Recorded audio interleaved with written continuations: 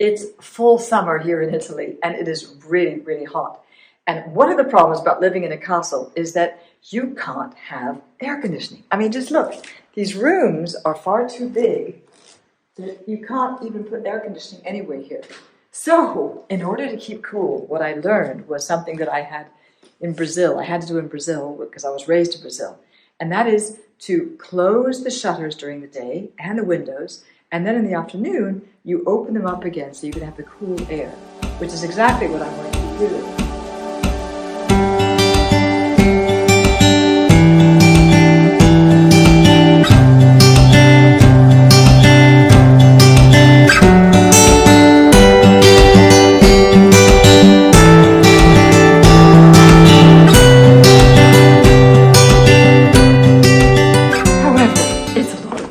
So what we decided to do is to go somewhere where we can be for a week and enjoy the summer, where it's cool, where I can go for a swim, and that is in my beloved Austria. So, Andrina, we're not just going because you want to swim. There is a more serious reason for us to go to Austria. Okay, it's true. There was a storm. It wasn't just a storm, it was one of those hailstorms, an epic hailstorm that you see sometimes in those disaster films, like it's the end of the world, those golf ball size hail, and I was sleeping through it. I didn't hear anything about it at all. I did try to wake her up, and she just went, hail? Hail, okay, that's fine. It was so bad that it felt like someone was throwing rocks at our shutters. So we're going to Austria to have the car fixed because our beloved mechanic is there. But also, I do have to say that the storm was really, really bad, and our car came out really lucky. I mean, there were other cars that were parked around us that the windows were shattered on the side, on the back, and we've never seen anything like that. So, these huge rainstorms have been coming through here, which really exemplary. And for those who want to know, it's because the warm air from the south is meeting the cold air from the north, and they clash together to make this huge energy storm. Anyway, see you in Austria. He was a scientist, what can I say?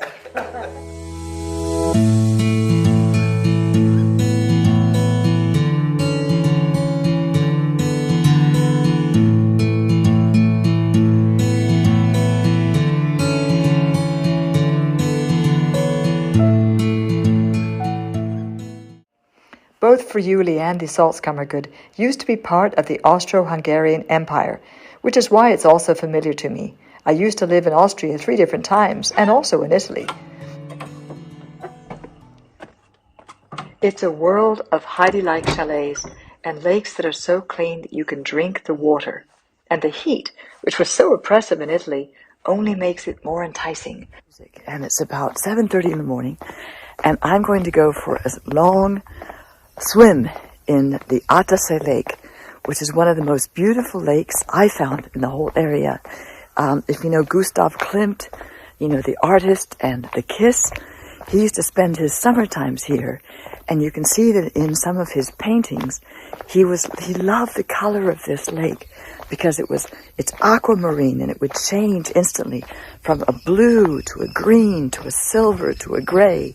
I comment about the colors of the Salzkammergut in my books because I lived in Austria for 10 years, and I wrote 2 books here, The Magical Reality of Annabel Jones, which is all about transformation, and The Extraordinary Awakening of Annabel Jones, which is about Tantra. And the extraordinariness of my life was such that I ended up writing it as fiction. A lot of women say that it's like their own journey. It's a land of unsurpassed beauty, and local traditions are still in sway. The Salzburg Music Festival is now on, which means that there are dozens of classical music in venues all over the place. We attend a musical concert in an old farmhouse. The large doorway in the middle was for the wagon to unload the hay to the hayloft on top, and the farmers would be living underneath. In the winter, when it was very cold, the farm animals were also brought in, which is a way for everyone to keep warm.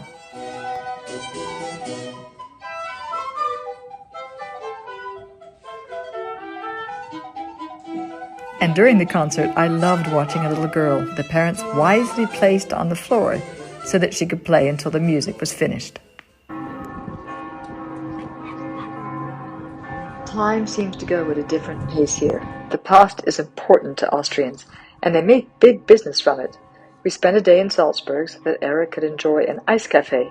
That's cold cafe served with 2 scoops of vanilla ice cream and a dollop of schlag or fresh cream on top, in his favorite cafe, Tomaselli. I've come to love Austria's stranger quirks too, like their obsession with death. It's true. I write all about that in my first book, The Extraordinary Awakening of Annabel Jones. Walking through a small country cemetery, St. Georgen, on the way to another concert, we see watering cans and even an automatic candle dispenser. Grab Kerzen. At first I thought it was like grab a candle, but then I realized that the word grab means grave, so it's grave candles to light the darkness. Grab Kerzen. Oh, I see, like grab. All the graves look like flowers nowadays. I know, isn't it amazing? It always amazes me how beautifully attended Austrian graves are. It's easy to see that families come here often to visit their beloved ones. My friend Stephanie says that there's even a competition to see who keeps the most beautiful grave. And on November 2nd, or All Souls' Day, the cemeteries are filled with entire families and children and flowers and picnics and even oompa bands to celebrate the dearly departed. Still, as an American, cemeteries don't interest me much, but clearly that's not the case with Eric. What's Achtan Convent? Oh, that's the catacombs. Oh, they've got catacombs here. Oh, that's interesting. Well, we don't have to see them. I don't think you really want to see them. I don't think you really want to see the catacombs, do you? Well, I love the catacombs in Paris. It's amazing to go underground and see all those bones and skulls making got walls, and it's like being in some sort of a Dungeons and Dragons nightmare. Yeah. But there is one thing we all agree on. Austrian pastries are the best in the world. This tiny bakery in the town of Nussdorf is so good it doesn't even have to have a sign outside.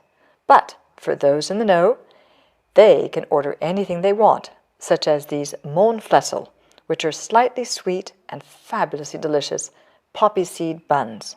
Wir innerhalb der nächsten 2 Tage dann einschnitten. Ja? Wir brauchen nämlich für Vergleichszwecke den Tomaselli. The weather is so beautiful that even I get on the act and do something which I love to do, and that's foraging. Mushrooms. Did you not? Let me see. I know. The only thing, look at them. Aren't they beautiful? They are, but are they edible? I don't know. Okay. I'm not quite sure. All right, so we established we got mushrooms from nature, yes. But whether we eat them or not, I'm not so sure. The ones that I know, when I normally come picking up here, which are called like the umbrella mushrooms, I couldn't find. But these, there's those white ones like this, you see? And then there were these yellow ones. I think they are, but I'll have to check to see. But I know that there's mushrooms that you can eat, there's mushrooms that are inedible, and there's mushrooms that poison you. Well, yes, but which one are these? Well, I don't know. We'll have to find out. We'll have to find out. Before we know it, it's time to pack our car, now all repaired, from our favorite mechanic in St. Georgen, and drive back home again. The road takes us along the shores of the Attersee Lake, down past Bad Ischl, which is where Kaiser Franz Josef used to summer, then the town of Hallstatt, which is so beautiful that the Japanese have made an identical copy of this town for their own tourists. Then it leaves the fairy tale-like Alps behind, and we enter another world, our adopted new home, in the magical province of Friuli in Italy. So we're back in our castle home in Italy with my goodies from Austria. It's something that drives Eric crazy, that I always have to bring food no matter where I go. And I know that Italian food is so good, but this is something I'm going to be doing the rest of my life. So let me show you what we brought. These are the rest of wild blueberries. This was full when we began our journey, but after 4.5 hours in the car, they're just really good to nibble. So I'm going to be eating those. These are wild chanterelle. Now, those yellow mushrooms that I showed you earlier on, I had to throw away because even though they weren't poisonous, they were inedible mushrooms. And chanterelle are a beautiful delicacy, so I found them the morning that we left. And then, wrapped in newspaper, are smoked lake char from the lake of Attersee. And this is also a wonderful delicacy. It's sold by a tiny little farmer on the end of the lake in Unteraachen. And I'll be having this for our dinner. tonight so that we can think of all the wonderful times that we had in Austria and that we can get back into our routines about living in Italy tomorrow. Happily, instead of heat, rain welcomes us back home. It's a downpour that begins in the evening, rains all night, and is so strong early in the morning that it causes the dragon water pipe to spout a waterfall down onto the gardens below.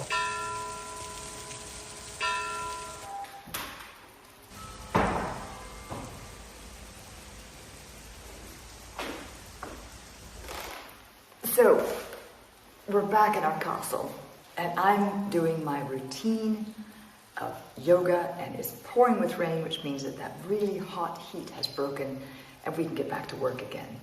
So I wanted to share with you, this is my favorite room, the tower room. It's the tallest and oldest room in the house because it is actually above what is it's a tunnel. And as a matter of fact, there's a window here, there's a window there on both sides, and there are actually 2 windows here that Sergio and Anna, who are the owners of the villa, said that they always wanted to open up and see because you could see the mountains of the Alps from here. So maybe we'll do that one day. And I just wanted to share something with you. You know, if there's something that you're wanting to do, do it. Do it. You know, even if it's the unknown, push yourself every day. Just a little bit out of your comfort zone, because we have a tendency, or I don't know, I have a tendency as I get older of closing your life like this, whereas in fact we have everything in front of us, everything in front of us. I'm 62 years old and I'm just beginning a new chapter of my life with the love of my life in a new country, in a new home, and it's all very exciting. I'm so glad you're with me on this journey. And let's do it together. So take care, and we'll see you next week.